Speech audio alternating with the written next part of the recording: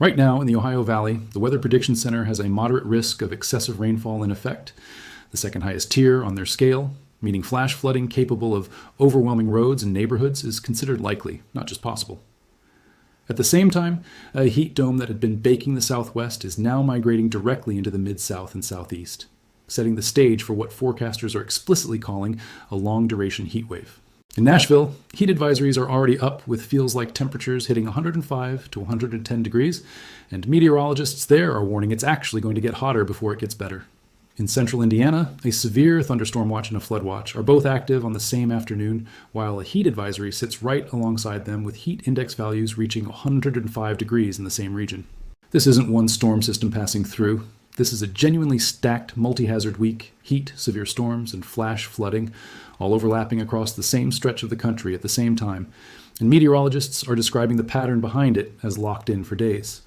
Today, we're walking through exactly what's active right now, region by region, straight from the National Weather Service, and local meteorologists tracking it in real time. No exaggeration, just what's actually in the forecast. If you want to keep following how this week develops, subscribe and turn on notifications, because conditions are shifting by the day across multiple regions at once. A thumbs up helps this critical information reach more people who need it. Let's get into it. Let's start with the National Weather Service's own national framing for this week, because it captures the core problem in a single official statement. According to the Weather Prediction Center's most recent short-range forecast discussion, midsummer heat persists from the Central Plains to the southeast, while at the same time, severe thunderstorm and heavy rainfall threats continue across the Plains, Midwest, Ohio Valley, and Central Appalachians over the next couple of days. And here's the specific detail that explains why the heat side of this equation is about to get worse rather than better. The agency's forecast discussion states directly that the heat dome that has recently been over the southwest is migrating and building into the mid-south and southeast, specifically setting the stage for a long-duration heat wave. That's not casual language. When the National Weather Service's own forecast discussion uses the phrase long-duration heat wave to describe what's coming, it's flagging a pattern expected to persist for many days, not a single hot afternoon that breaks by evening. It's worth pausing to explain the actual mechanics of what's happening when meteorologists describe a heat dome migrating, because it's a genuinely useful thing to understand, rather than just a phrase to accept at face value. A heat dome forms when a large area of high pressure parks itself over a region and essentially traps warm air beneath it, acting like a lid that prevents that heat from mixing out or being displaced by cooler air moving in from elsewhere. These systems aren't fixed in place. They shift according to the broader steering currents in the upper atmosphere, the same jet stream patterns that guide storm systems across the country. When forecasters describe a heat dome migrating from the southwest into the mid-south and southeast, they're describing that entire mass of trapped, superheated air physically relocating, carrying its oppressive conditions with it to an entirely new set of communities who, in some cases, may not have been dealing with anything close to this level of heat just days earlier. That's genuinely important for understanding why a place like Nashville can go from relatively normal August conditions to a multi-day heat advisory within a fairly short window. The heat itself is arriving from somewhere else, not simply building locally. Let's look at the storm side of this pattern first, because it's the most immediate active threat right now. The Weather Prediction Center's excessive rainfall discussion, issued Tuesday evening, placed a moderate risk of excessive rainfall directly over portions of the Ohio Valley, valid through Wednesday. A moderate risk sits at the second highest tier on the agency's 4-level excessive rainfall scale, reserved for situations where numerous instances of flash flooding are considered likely, not simply possible. That's a genuinely serious designation, and it lines up directly with what regional National Weather Service offices have been forecasting on the ground. The office covering North Texas specifically warned that severe thunderstorms with damaging wind gusts would be possible from the mid-Mississippi Valley into parts of the Ohio Valley and Central Appalachians, with heavy rain associated with those storms, leading to considerable flash and urban flooding impacts across portions of the Ohio Valley specifically. That same storm threat played out in real time across the Appalachians and central states this week. The National Weather Service office in Blacksburg, Virginia, issued a hazardous weather outlook covering northwest North Carolina, southwest Virginia, west central Virginia, and southeast West Virginia, warning of an increased risk of severe storms due to damaging winds and localized flash flooding from heavy rainfall, with a flood watch specifically flagged as needed the following day, given the same combination of hazards. That outlook specifically named a wide swath of counties across the region, including Ashe, Allegheny, and Watauga in North Carolina, and Tazewell, Smith, Bland, Giles, Wythe, Pulaski, Montgomery, Grayson, Carroll, Floyd, Craig, Allegheny, Bath, Roanoke, Boatort, and Rockbridge across Virginia. A genuinely broad stretch of mountainous, flood-prone terrain where officials specifically noted that spotter activation, meaning trained volunteer weather spotters being called into active service to report real-time storm conditions back to the National Weather Service, might be needed given the severity of what was forecast. Meanwhile, in Indianapolis, a severe thunderstorm watch was issued until 5 p.m. Tuesday, with a flood watch running from noon to 10 p.m. across much of central Indiana as a storm complex approached from the northwest. Meteorologists there described the setup directly, with damaging winds and flash flooding as the primary concerns for the region's Tuesday afternoon and evening. According to that same coverage, a few storms had already formed in northern Indiana that morning, with some expected to push into the state's far northern counties, and meteorologists specifically flagged that marginally severe storms remained possible through mid-morning, with heavy rain and frequent lightning identified as the primary concern from any storm activity earlier in the day, before the more organized afternoon storm complex was expected to arrive. What makes this particular day genuinely notable is that Indianapolis wasn't just dealing with storms. A heat advisory was simultaneously in effect for southwestern Indiana from noon to 9 p.m. that same day, with heat index values expected to reach 105 degrees, meaning residents in that specific corridor were managing dangerous heat and a flash flood threat within the exact same 8-hour window. High temperatures across the broader region were forecast to climb into the upper 80s and low 90s, with the day beginning under oppressive heat and humidity even before the more organized severe weather threat arrived later in the afternoon. Now let's turn to the heat side of this pattern in more detail, because it's genuinely the story with the most staying power this week, and it's spreading geographically even as we speak. In Nashville, coverage from the region's News Channel 5 meteorology team laid out the situation in stark terms. Heat advisories are currently active across much of the region, with feels-like temperatures forecast to reach 105 to 110 degrees. That advisory is set to run until Thursday night, but meteorologists were direct in warning viewers not to be misled by that end date, stating explicitly that it doesn't mean cooler days are coming afterward. In fact, they warned it's going to get even hotter, with a real possibility that advisories, and potentially even extreme heat warnings, the more severe tier above a standard heat advisory, could be extended and expanded heading into the weekend. That's a genuinely important detail for residents in the region to understand. This isn't a heat event with a clean, defined endpoint. It's a heat wave forecasters expect to intensify rather than resolve as the week progresses. That same forecast also flagged a specific, narrower storm threat for Tuesday evening, with a chance for showers and thunderstorms moving in along the Kentucky-Tennessee state line east of Interstate 65. Some capable of producing gusty winds and heavy downpours before that complex was expected to fizzle out as it moved southward, with another separate chance for showers and storms returning the following day. The Storm Prediction Center's own outlook for the Tennessee and Kentucky region this week reflects a pattern that's become genuinely familiar across this stretch of the country. Storms and heat sharing the same forecast discussion rather than existing as separate weather stories.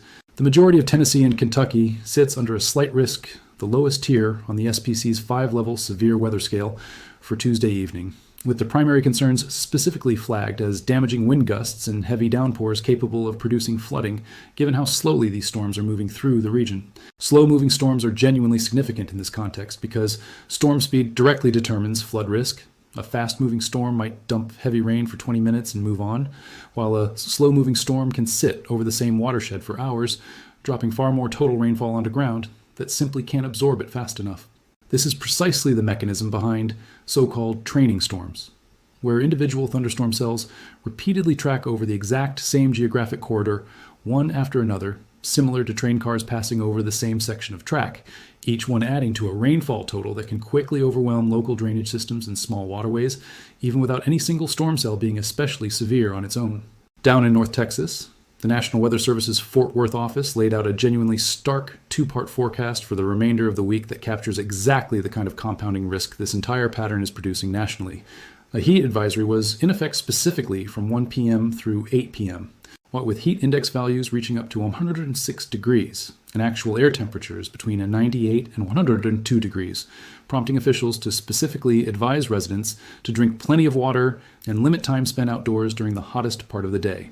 But the office's forecast discussion went further, specifically warning that hot and dry weather would continue, and that breezy winds combined with low afternoon humidity would result in an increased threat for wildfires through the rest of the week, particularly on Thursday and Friday. That's the same fire weather mechanism we've covered in previous stories about the Southwest and Pacific Northwest. Extreme heat combined with low humidity and elevated wind, now showing up directly in North Texas's own local forecast discussion as an explicitly flagged near-term concern. It's a genuinely useful example of how a single regional office's public forecast page can end up tracking multiple entirely different categories of hazard simultaneously. Heat safety guidance for residents today, layered directly alongside a fire weather warning for crews and property owners just a few days out, both stemming from the exact same underlying dry, hot atmospheric pattern. It's worth understanding how these two seemingly separate hazards, the storms hammering the Ohio Valley and Central Appalachians, and the heat building across the Mid-South, Southeast, and Southern Plains, are actually connected by the same underlying atmospheric setup, rather than being two unrelated weather stories that simply happen to be occurring during the same week. According to the Weather Prediction Center's own extended forecast discussion, looking further out toward the end of the week and into the weekend, forecasters specifically flagged the potential for moderate to strong destabilization on Friday, near and south of a front extending from the Central Plains and Midwest into parts of the southern Mid-Atlantic. That frontal boundary is genuinely the dividing line running through this entire national pattern. On one side, the heat dome building across the south and southeast, and on the other, the storm track responsible for the flooding and severe weather hitting the Ohio Valley and Appalachians. Forecasters were honest about the genuine uncertainty still baked into the exact positioning of that front this far out, noting specifically that considerable uncertainty remains regarding its precise location, and that most current model guidance depicts rising mid-level heights and modest deep layer flow and shear in the vicinity of the frontal zone, factors that may tend to keep the overall severe weather threat somewhat isolated rather than widespread, even as strong storms remain genuinely possible in the immediate vicinity of that boundary, regardless of exactly where it ultimately settles. The Weather Prediction Center's short-range discussion adds one more genuinely useful piece of national context worth understanding, because it shows this week's pattern isn't uniformly bad everywhere. While midsummer heat persists from the Central Plains to the southeast, forecasters specifically noted that cooler temperatures are coming soon for the Intermountain West and Northern Plains, a genuine welcome break for a region that's dealt with its own extended stretch of heat and wildfire risk in recent weeks. That regional split is worth sitting with, because it's a genuinely accurate reflection of how a pattern like this actually plays out across a country as geographically enormous and varied as the United States. The same broad atmospheric setup that's pushing dangerous, long-duration heat into the south and southeast is simultaneously allowing a real cool-down to move into the Intermountain West and Northern Plains, two starkly different experiences happening under the same national weather map during the exact same week. Looking further out toward the weekend and into the following week, the Weather Prediction Center's extended forecast discussion covering the period from Friday through the following Tuesday specifically flags what it directly labels hazardous heat in the south central and southeast U.S. as the dominant theme heading into that stretch. That's a genuinely direct, unambiguous label from the agency responsible for tracking exactly this kind of risk nationally, and it confirms what Nashville's own meteorologists were already warning viewers about locally, that this heat wave isn't close to finished, and the coming days are more likely to bring intensification than relief across that specific corridor of the country. It's genuinely worth understanding why heat waves of this specific character, long duration migrating and building rather than peaking and quickly breaking, tend to carry disproportionately serious health consequences compared to a single, sharp, hot day.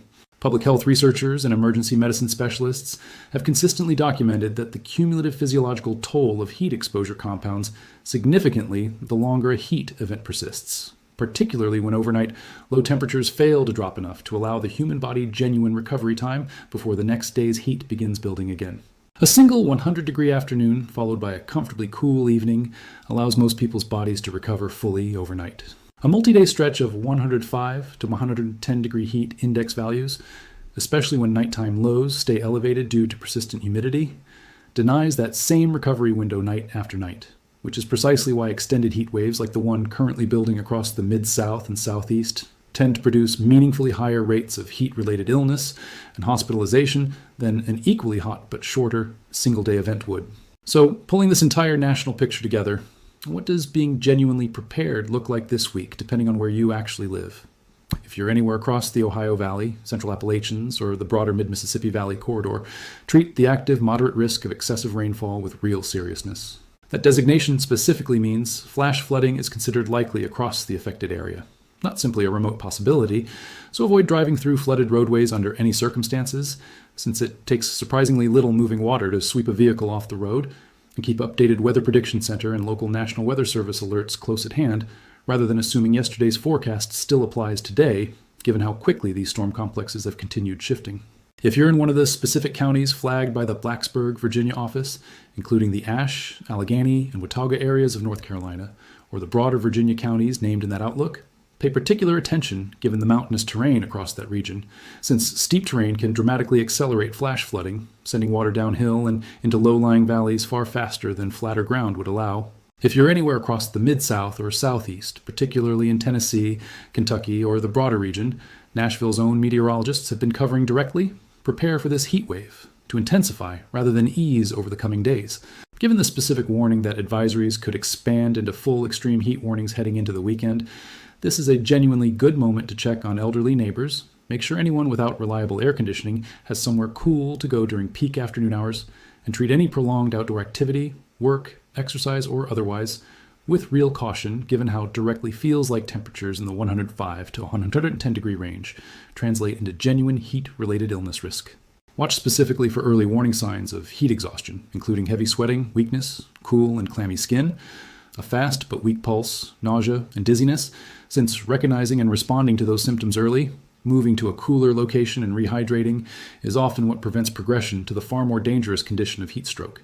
If you're in North Texas or anywhere else specifically flagged for elevated fire weather risk this week, particularly heading into Thursday and Friday, treat any spark-producing activity, outdoor burning, equipment use, even a discarded cigarette with real caution, given how directly officials have connected this week's specific combination of heat, low humidity, and wind to increased wildfire ignition risk. Check your specific county's current burn restriction status directly, since these can change day to day depending on how conditions evolve, and avoid parking vehicles with hot undercarriages directly on dry grass, a surprisingly common and preventable cause of exactly this kind of wildfire ignition during extended dry, hot stretches. And if you're in the Intermountain West or Northern Plains, this week actually brings some genuine welcome relief, a real cool down arriving after what's likely been an extended stretch of heat, though it's still worth keeping half an eye on updated forecasts, given how quickly this broader national pattern has continued shifting day to day. The honest bottom line across this entire week is that there isn't one single national weather story to point to right now. There's a genuinely locked-in multi-hazard pattern, flash flooding actively threatening the Ohio Valley and Appalachians, a long-duration heat wave building and intensifying across the Mid-South and Southeast, elevated fire weather risk emerging across North Texas, and a real cool-down finally reaching the Intermountain West and Northern Plains, all playing out simultaneously across the same stretch of days, tied together by the same underlying frontal boundary and heat dome migration that meteorologists have been tracking closely and explicitly warning about in their own official forecast discussions.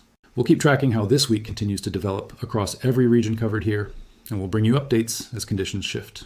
Subscribe so you don't miss those updates. And genuinely, wherever you're watching this from, take a few minutes today to check your own local National Weather Service forecast directly, since the specific threat that matters most to you this week, whether that's flash flooding, dangerous heat, or elevated fire risk, depends entirely on exactly where you live. Drop a comment letting me know what conditions actually look like in your area right now. Stay safe, and I'll see you in the next one.